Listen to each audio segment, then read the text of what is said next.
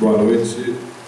Eu quero cumprimentar a professora Leomar pelas brilhantes palavras que introduziram o diálogo que estabeleceremos. Quero agradecer também um honroso convite, dizer que para mim é uma honra estar aqui, nessa instituição de tão nomeada, de tanta tradição, né? E que tem sido uma amiga, uma parceira heróica do Tribunal Regional do Trabalho, na luta que nos irmana acerca de uma sociedade emancipatória. Não só emancipatória das pessoas com deficiência, mas de todo cidadão que vive no Brasil, estrangeiro ou brasileiro.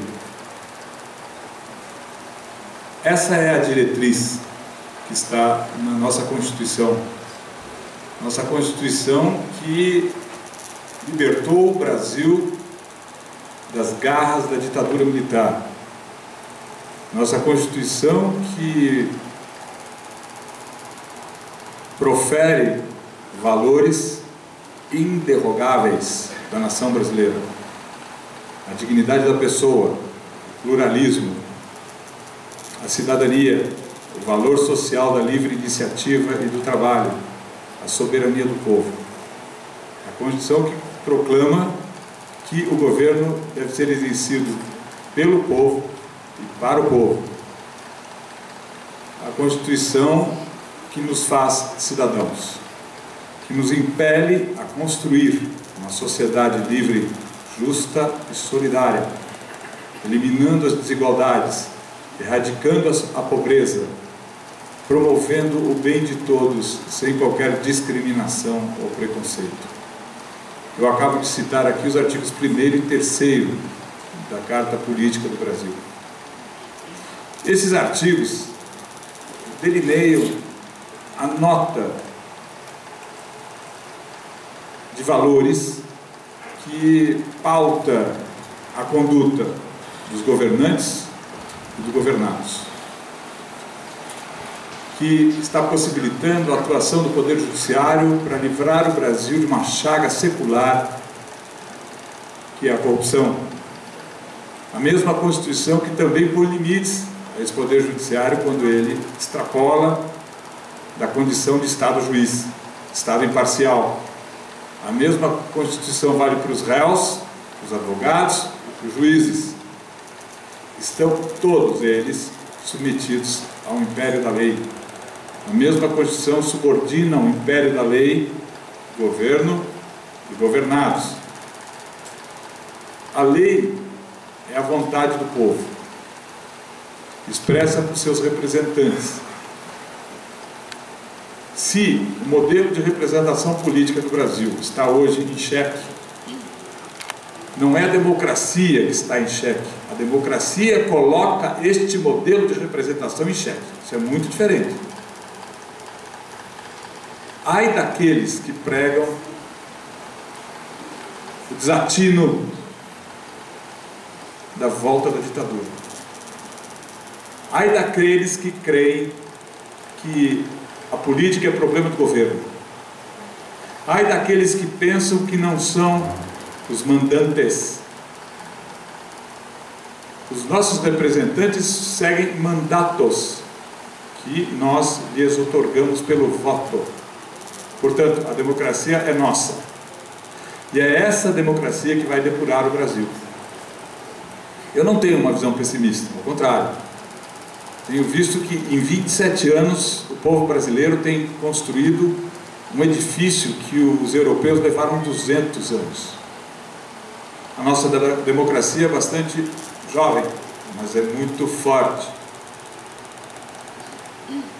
E é por isso que eu fico feliz em tratar da Lei Brasileira de Inclusão no conceito da emancipação da pessoa com deficiência. Me parece que a ideia de emancipação atende muito mais às aspirações da Constituição do Brasil.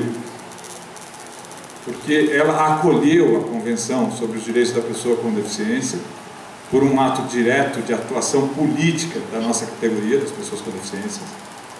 Nós exigimos que o Congresso incluísse essa norma na Constituição e ele simplesmente acatou nossa exigência.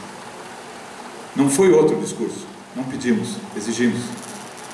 Havia uma pequena vacilação dos representantes do povo naquele momento. Nunca fizemos isso, nunca incluímos o tratado na Constituição, não sabemos como fazer. O que dizíamos é o seguinte: não nos interessa como vocês vão fazer, mas nós exigimos, nós não queremos nada menos que isso.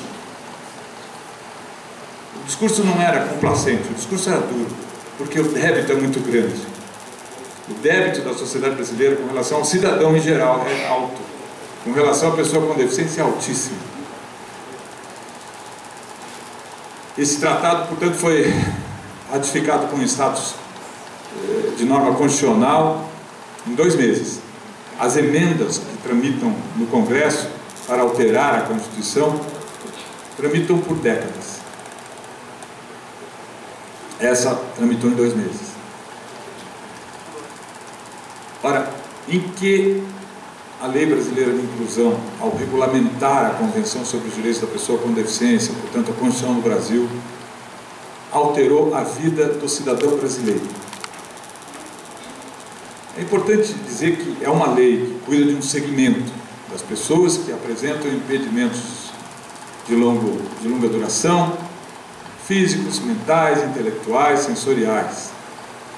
A princípio, essa seria uma norma voltada para esse segmento de cidadãos. Mas ela é muito mais que isso. E não estou aqui a fazer nenhum jogo de palavras. Quando a Constituição estabelece que pessoas com impedimentos de longa duração, físicos, mentais, intelectuais e sensoriais, serão pessoas com deficiência na medida em que houver barreiras, as quais, interagindo com aquelas características da pessoa, podem impedir a plena participação dessa pessoa em sociedade, ou mesmo a fruição dos seus direitos, a Constituição está a indicar que a deficiência é um fator político, não mais médico. Político aqui, segundo traduz a Lei Brasileira de Inclusão, é concernente ao aspecto biopsicossocial da pessoa. Quando utiliza a lei a expressão biopsicossocial, ela está querendo dizer que não se trata de uma doença, não se trata de um dodói, de um machucado. Trata-se de uma característica da pessoa, como são tantas outras inerentes à dignidade humana, inerentes à própria diversidade humana. Ter um impedimento duradouro não é problema, não é doença mais. Era no tempo do decreto 3298, que utilizava o Código Internacional de Doenças para definir pessoas com deficiência. Porque até aquele momento, a sociedade mundial via pessoas com deficiência como incapazes para realizar os atos normais da vida. Assim eram as leis, antes da Convenção da Organização das Nações Unidas. Definiam pessoas com deficiências a partir de conceitos médicos, de doenças que indicassem eventuais incapacidades físicas, mentais, intelectuais ou sensoriais. Este era o motor da lei, a incapacidade da pessoa com deficiência. E quem começou a vida no tempo do Paulo, no tempo do N, no meu tempo, tinha que provar para o mundo inteiro que não era incapaz. Ou seja, nós tínhamos que emergir do subsolo da incapacidade para o nível da normalidade daqueles que poderiam pensar que sim, apesar de aparentemente incapazes, eles, puxa, são capazes. Vocês não têm ideia do esforço que isso implica. Ninguém aqui que está vivendo na sociedade democrática do Brasil, sob a égide da Convenção da ONU, que conta com políticas de ação afirmativa, em construção, etc., não pode imaginar o que é o peso de ser tido e havido por incapazes. E é justamente esse o tabu que foi quebrado pela Convenção da ONU. Isso não foi uma ideia que surgiu ao acaso, não foi uma ideia que foi colocada e deu certo. Essa ideia foi construída pelo movimento de pessoas com deficiência desde os anos 80.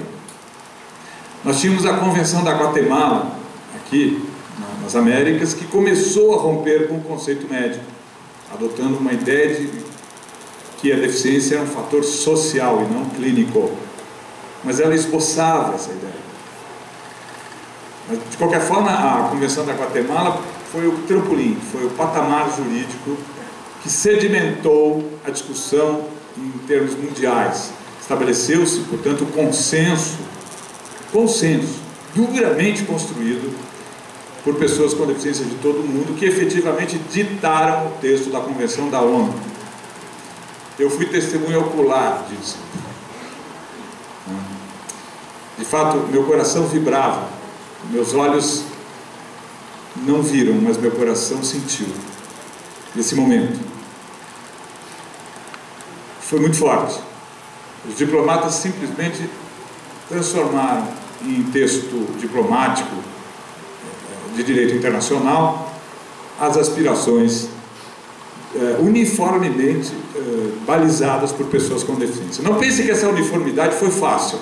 Não pense que essa uniformidade se deu de forma tranquila.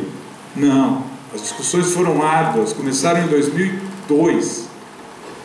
Em termos de tratado internacional, esse é um tempo muito pequeno para tramitar na ONU um movimento que culmina na elaboração de um tratado. Mas considerando que havia no mundo já uma grande mobilização desde os anos 80 das pessoas com deficiência, o processo que conduziu à elaboração da Convenção da ONU foi o ápice, foi o culminar de longas discussões que se estabeleceram nas Américas, na Europa, na Ásia, enfim, nos 5 continentes, Oceania, enfim, África, no mundo todo. Havia pessoas com deficiência realmente sintonizadas com a ideia de romper o tabu da incapacidade. Ora, em que a Convenção da ONU, portanto, fortalece a democracia do Brasil? Fortalece a democracia do Brasil porque ela vem num momento em que o povo brasileiro já não aguenta mais saber que até aqui a economia brasileira esteve na mão de uma elite que sempre expropriou o suor e o sangue do nosso povo.